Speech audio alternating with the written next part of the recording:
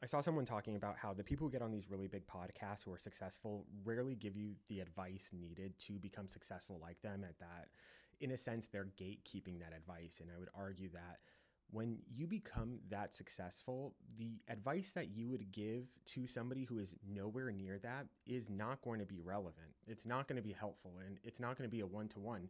The only advice that could generally be useful to the mass people that they'd be talking to, seeing as they're on a podcast that reaches a lot of people, is to give very blanketed general advice that could apply to most people. And it's because unless you are specifically in the situation that they were in, the advice isn't going to be that relevant. You could probably take themes of it, but it doesn't mean that it's going to be useful to you. And nobody is making a podcast that reaches tens of thousands, hundreds of thousands of people for the one specific person. They want to reach all of the people. So, of course, they're not going to give any very specific advice that may or may not be relevant to most people.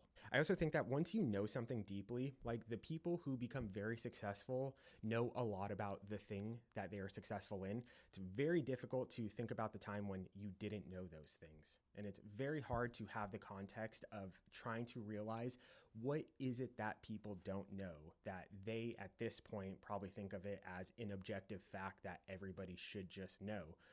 This is information that all of us carry. Whatever it is that you do in your day to day, you know so much about that thing that you forgot what it's like to not know that thing. And because of that, you would assume that most people would generally know what that thing is, and explaining it would just be a waste of energy.